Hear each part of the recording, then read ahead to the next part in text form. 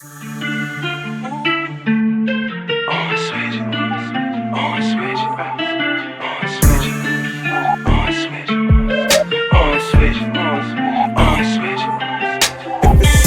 it's on. Who you gon' ride with? I've been through it all, I survived it. We'll be having real conversations you can vibe with. You know we lit, if you lit, we lit. On switch. Welcome back to the On Switch. We define the word switch for someone with the intent to change history. And boy, oh boy, do we got somebody in studio today with the intent to change history. Man, I can't say enough about him, man. He's an outstanding person. He come from a great background. He's an Olympian trial. He been putting in work in the community, in our community, and also in the boxing ring for a long time. And he's formerly WBA champion of the world. My man, Antuanne Russell, man. What's going on, man? What an introduction, man. I like that, man. Man, it's a blessed to be here. I'm just trying to give back, like you said, as usual. I mean, it's a homegrown thing. I'm just trying to keep that ball rolling, get back where I can. And at the same time, continue to get these belts. Yeah, I see you came with some hardware today, man. I definitely did. I had to show up and show out real quick. That's what's up. Yeah. Came in with that hardware today, man. So let's dive into it a little bit, man. Once you got that hardware, man, like was them names being called out to you? Different people that's on the menu? Yeah, definitely. I had some more stellar competition being called out. I mean, it's more so, honestly, I've been the one calling people out. I've always been calling people out. Right. To the point, everybody's asking me, do I got a hit list? I'm Right. telling them, no, I don't really got no hit list. I just got a goal and a game plan. You feel me? I got a quota that I definitely want to meet. So anybody with a belt, they definitely going to be on my radar. Right. If you lose it, then you no longer on my radar because I don't want to spend time chasing someone who really not going to excel me in my career. Okay. So right now I'm fighting all of these mandatories and people who has belt, which they would call a unification. Okay. I told them, look, I want to unify. Okay. Now that I got my strap, I'm either fighting for a unification or I'm fighting to defend my title. Okay. So you got in there with Venezuela that was earlier last year. You conquered that. That was a great performance, a great fight. That title right there is the one that you're holding now. Yep. So there's a few of them that's still out there. The WBC that Alberto Pollo he had it. He lost it. Yeah, he gave it up to Sabril, but Sabril Matias, he wound up losing to this dude from England. Okay.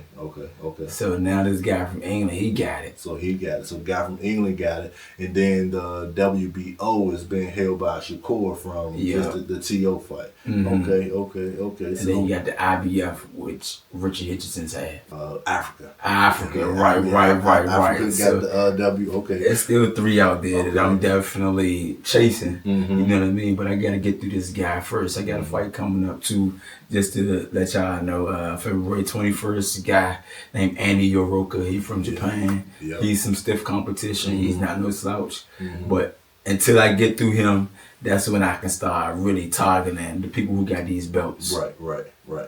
So on February 21st, that one is PBC. That's in Vegas. Okay. So that's gonna be a big one right there. And I want to give you a shout out too because a lot of guys, even when they holding belts, they find a way to get away from their mandatories.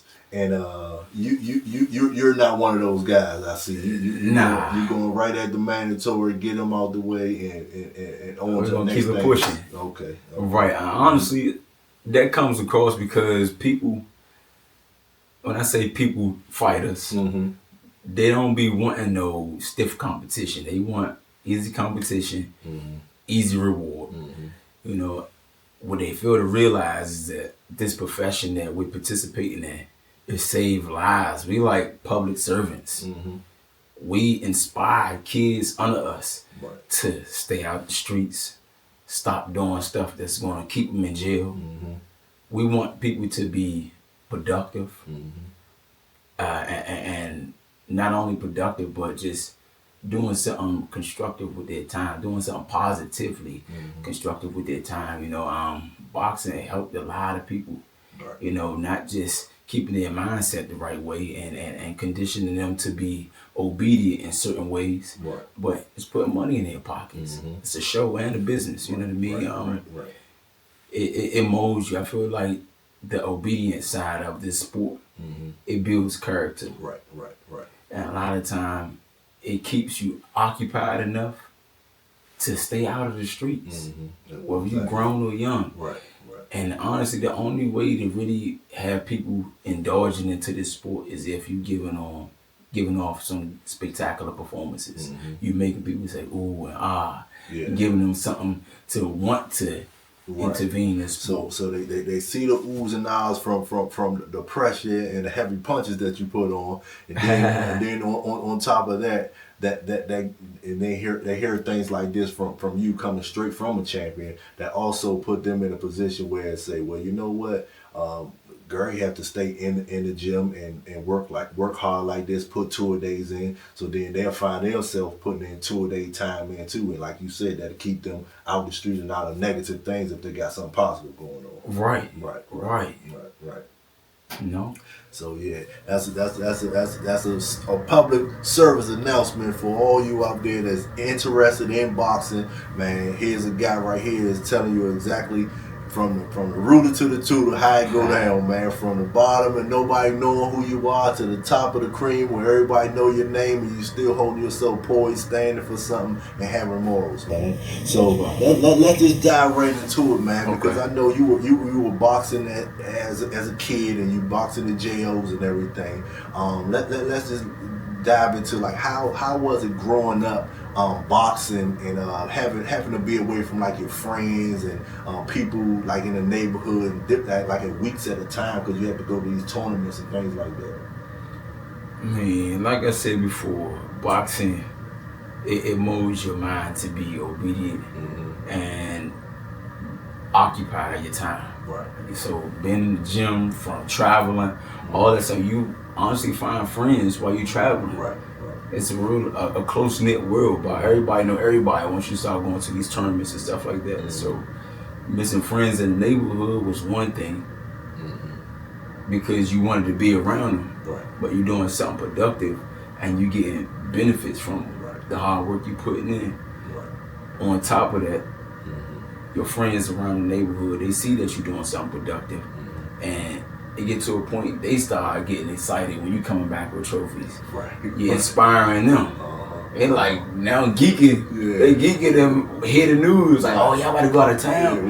Y'all about to fight. All right, bet you gonna bring back that championship. No, you gonna bring back the. So now they excited for when we go out of town. It was never like we surrounded ourselves with anybody that was gonna hold us down. Everybody that we surrounded ourselves with, they knew the mission. So being one of the younger brother, and you seeing your brothers, in the ring training and showing you things and pops and everything, showing you things. When was it when you realized like, hold up, I got this, I can fight like shit? When do you realize that? Nah, honestly, I always knew I could rumble. I always knew I could rumble. And that first settled in when my father, a while ago, I want to say I was like, I had to be like 6. I'm sleeping in the truck. We're going to a tournament. Gary and Allen had fought, both my oldest brothers. They had fought in the tournament. They both won. And before you know it, we heading back to the hotel, but because my father, he was always networking and stuff like that.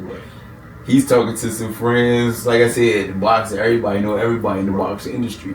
So just on some good faith stuff, just good communication. My father talking to a coach. There's other coaches there. The fight tournament is over. Everybody's just eating. We wind up popping inside his parking garage. My father wake me up. He's like, "Shorty, you want to spar real fast? Wow. You want to spar? Wake me up, put the gloves on me." There's another kid in the parking garage with his coach. And the guy was a little bigger than me or whatnot. Man, I hopped out straight from the Z's. Right. I wiped my eyes, threw the gloves on, and I did what was natural. Right. I put paws on that kid. The kid was crying and everything. The guy was like, "Man, your father got you right, shorty. Your father got you right. You should keep at it. Keep at it." My father gritting. Coach, he was happy for me. He was proud for me. It was no harm done. It was just what we did. He wanted to test the waters. So speaking on that, because I know how it was. I played basketball when I was younger, so I know how it was like going against somebody and sharpening up your skills and working on something. Like I'm working on a move in the gym, then I get a chance to get in front of you. I'm like, hold up, that shit just worked. You know what I mean? Right. I know what it did for me, but I want you to talk to the people about being young like that and going through those sparring different kids, especially bigger than you and all that. What did that do to you mentally and physically then? It shows you that it's levels to the sport. Okay.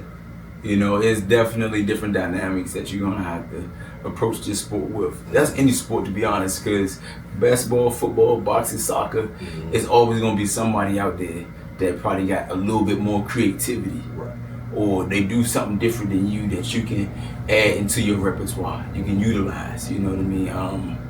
You shouldn't be basic. So me sparring these guys that had a different fighting style, it just got me used to dealing with the unusual. And at that point, I didn't look at no fighter as no textbook fighter. I had to go with an approach that was thinking on all platforms. Like, all right, he probably come out this way. He might just be strong, or he might be real fast based off of how his physique is. But at the end of the day, I prepared myself mentally for whatever was going to happen. And that's what it helps. It helps mold your creativity and show you that it's definitely different levels to the sport. Right. So growing up in PG County, right, where I know you were busy in the JOs and the Junior Olympics and Golden Gloves and all that stuff. Did you ever really like get a time to set back and be like, you know what, I'm from PG County where like Sugar Ray's from, big champion names like your brother, Gary Russell Jr., also Lamont Peterson. How did you compare yourself and put in your head how you want to compare yourself to be like one of those greats coming from this early? I never really compared myself. Okay. Cause I'm a different fighter in total. You know what I mean? Like I said before, if anything, I take from what a person have and add that into my repertoire. Right. Okay. If it works, it works. It's that simple, to be honest. For those who don't know, homegrown DC, New Jersey Avenue, Fifth area. We just wound up migrating to Maryland side, the PG side, and we just continued things from there and made our mark there.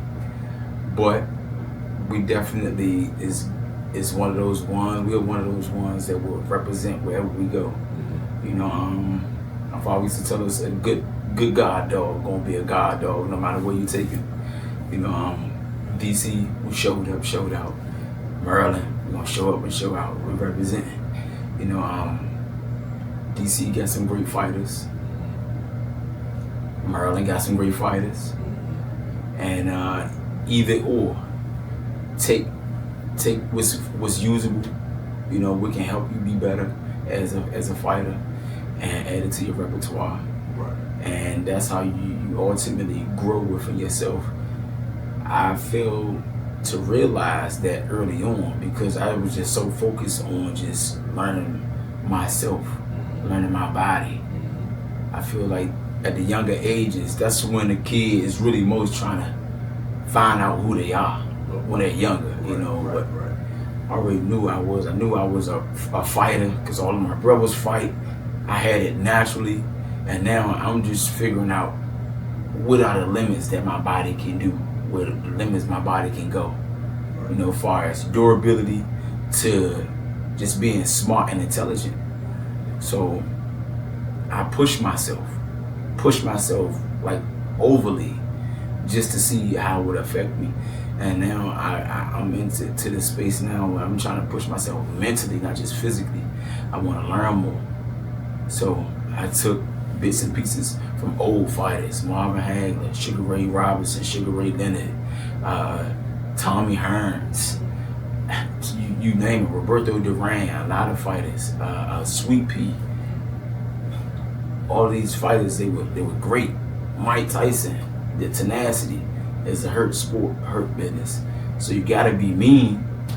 And I had to embrace all of these traits from each individual and make it my own. And now when you see me fighting, you have a little bit of all of that in me, in my style. You know, and the reason why is because not only because it worked for them, I feel like if you utilize it the right way, it will work for you too. Exactly. That's what I got from that. Exactly. So you spoke about just pushing hard, doing the endeavors. Step away from boxing just for a hot second, because it's known that a lot of people it shine light on negativity things. They shine light on some things that's not to be braggadocious about. I consider this thing right here is to be very braggadocious about. What's that? This is not a thing that normal or everybody get a chance to go through. You graduated in high school at Valedictoria, top class of 2015. Yeah, let me give you a round of applause for that one, man. I appreciate that. Yeah. They definitely don't shine a light on that. Right. You know, they did, but that light dimming. It dimming because they don't turn the cameras on that constantly. You know, that, like you said, they don't get applauded enough. Right. You know, but I'm proud of myself. I pat myself on the back for that, because that was actually hard. Come on, first of all, gotta wake up from school 7:30. Let's talk about it. You don't get out until 2:30. That's like 8 hours. Yep. And then when you get from school, you gotta do your homework. You done your homework until probably 5. Then we hit the gym from 7:30 until 11. And that was Monday through Friday. I had a whole adult schedule Monday through Friday, and I'm only 12. Right. 9. Come on, man. And then I kept doing that to the point it became my lifestyle. And I locked into school good enough, long enough, to the point I get valedictorian, A's, going out of town, all that stuff coming back. You would think someone would be just exhausted, you know, but with determination, anything is possible. You know what I mean? You gotta have that grit to do it. Right. Well, we applaud you here at the On Switch for that, man. I know how it is, man. I was lucky to get 2.0 just to play basketball. Hey, sometimes you do the bare minimum to get what you want. I was working hard for that bare minimum, man. Hey, you know so what? I definitely understand that, man. That you know how it is to log in, man. Like, congratulations to you too. Because it wasn't easy. Ain't nobody doing it for you. Right. You know what I mean? And surprisingly, how that relates to boxing, it's not always the stronger man that wins. You know, it's the most intellectual one, right. More intelligent one. Right. You know what I mean? You can outthink a strong person. You can outthink a fast person. You can outthink a crafty person. Yeah, absolutely. You know what I mean? And it kind of like rolls over into my profession. So I take that in there with me too, to be victorious. That's what's up. That's a great tool to carry on with you. So you and Shakur were both in the 2016 Olympics competing. You competed lightweight for the Team USA. Yeah. Okay. So when that was the first time that you ever met Shakur, or you all been meeting? Nah, we never was in the same weight bracket. Right. You know, but the tournaments that we was going to, he was there. Okay. You know, like I said, it's a close-knit thing when it comes to boxing. Right. Everybody knows everybody. If you go into the tournaments and you winning, your name gonna ring bells, because everybody from all over come to these same tournaments. Right. Okay. You know, and this is just to mold to shape, to help you get better before you become a professional. And honestly, before it was even a professional mindset, you doing all this traveling 4-day tournaments, going out of town, fighting regionals, nationals, and stuff like that. Right. You doing all of that to prepare you for the Olympics. Right. Because the Olympics is the ultimate. That's the plateau, the highest plateau you can get to in amateur boxing. So you're doing all these amateur shows, amateur fights, and tournaments just to prepare you for the Olympics. Right. And the Olympics is the pinnacle. Right. Once you get through the Olympics, that's when you start thinking professional. Like, all right, look, I need to get a signing bonus. I want to go get signed by this guy. I want to go get signed by this guy, that guy, things of that nature. You know what I mean? But he was around. Right. He was winning. I was winning, but we was never in the same weight division. Right. We became close, like roommates to a degree, because we was in the same dorms and stuff like that. It was dormers, like a college dorm at Colorado campus. So the Olympic Training Center, that's when we really started intermingling a little more closer. Okay. So did you see anyone that was there in the Olympics with you and that is still active in their pro career that was like, yeah, I could have pictured him being here and he had that it factor? Yeah. Okay. Yeah. It was a few of them there. There's a few. Okay. There's a few. Okay. I mean, of course, you got Shakur. You got Jerome Bruce Ennis. Okay. You got Clarissa Shields. Right. You got Troy Isley. Okay. Yep. You got, Megatron. yeah, he nice.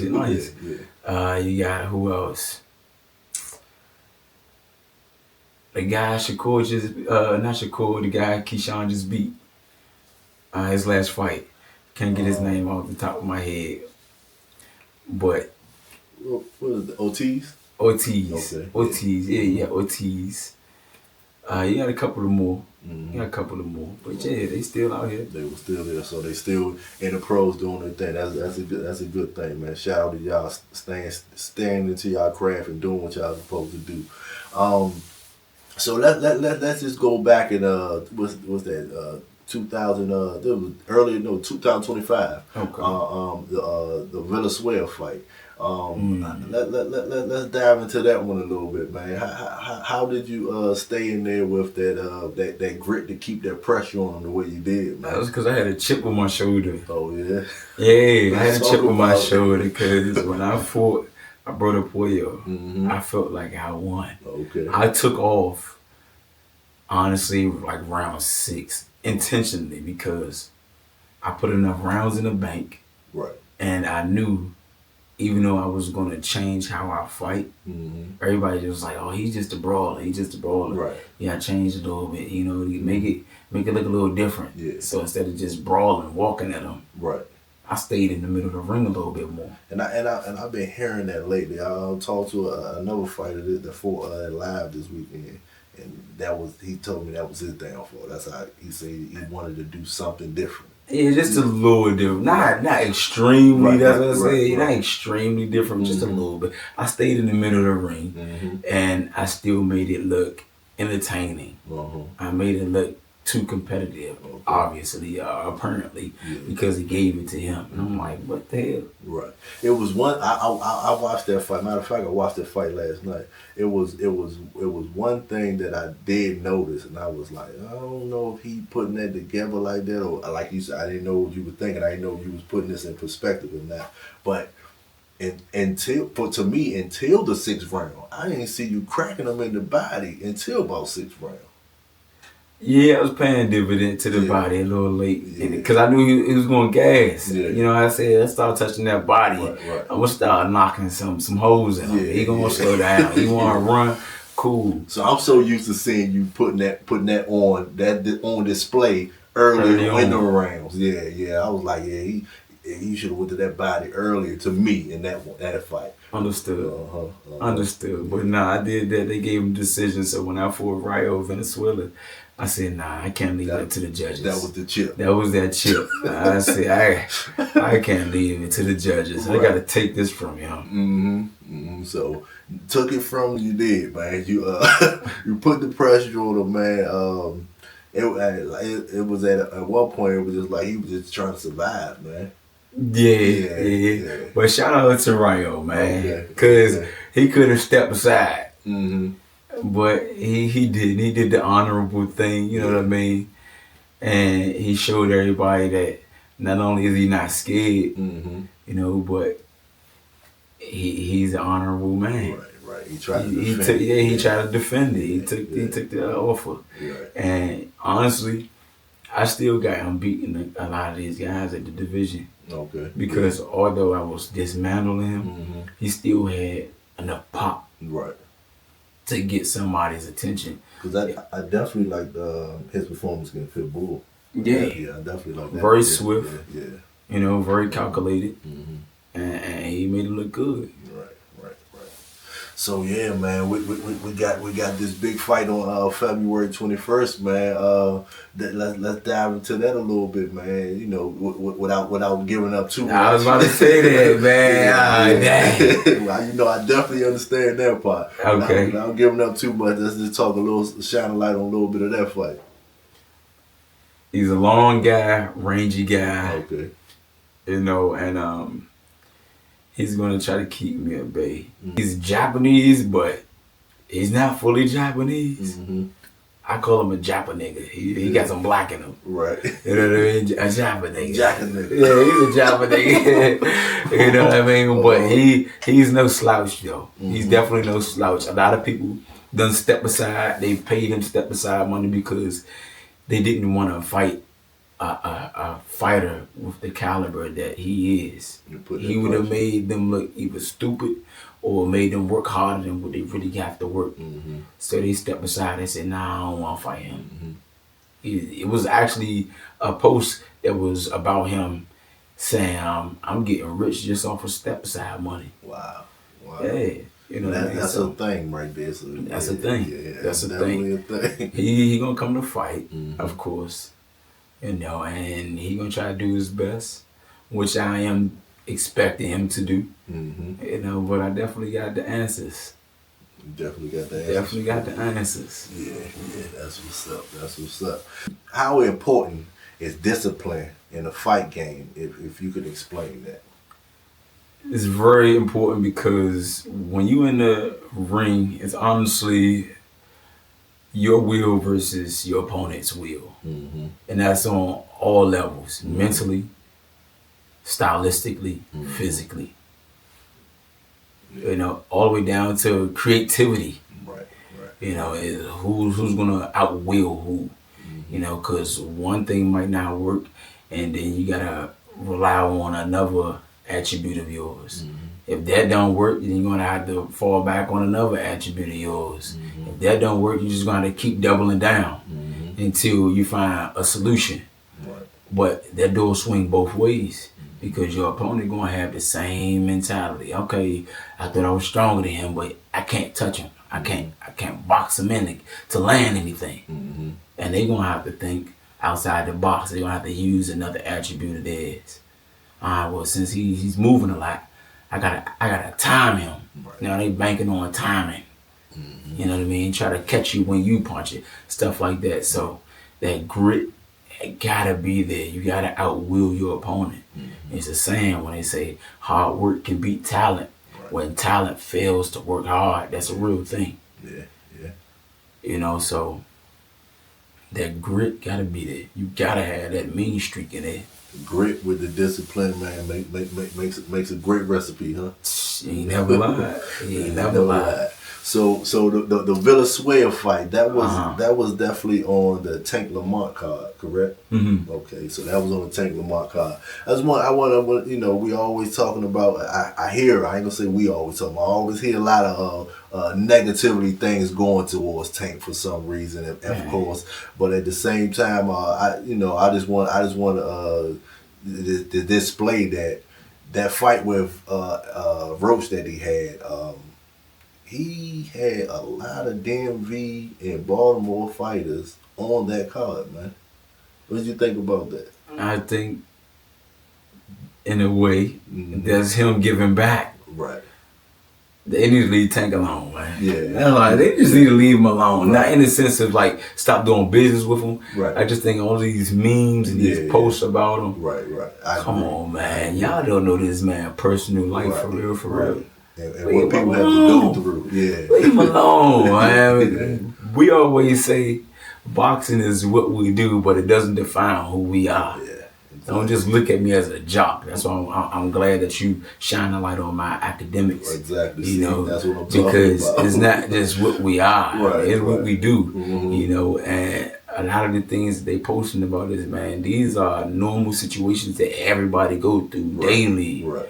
We're talking domestic stuff. The heads just get scrutinized. Totally different. Right. And honestly, it's a bittersweet thing because I understand why he gets scrutinized against, and they blow it up so big because he done made it to the level where as though kids are looking up to you. Okay. They are looking up to him as an example. You know what I mean? And they don't need to be saying these things.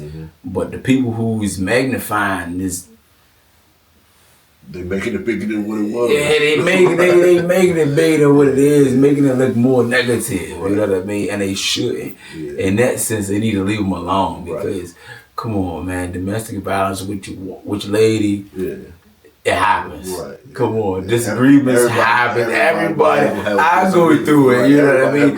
And I'd be damned if somebody blowing up my personal stuff like that. Yeah. And it was all because I ain't let my lady get the last slice of pizza. Right. And we had an argument, and before you know it, it makes TMZ. Right. Yeah. That's like, crazy. come on, man. That's crazy. So shout out to the Tank promotion, man. That's a good situation that y'all pulled off, man.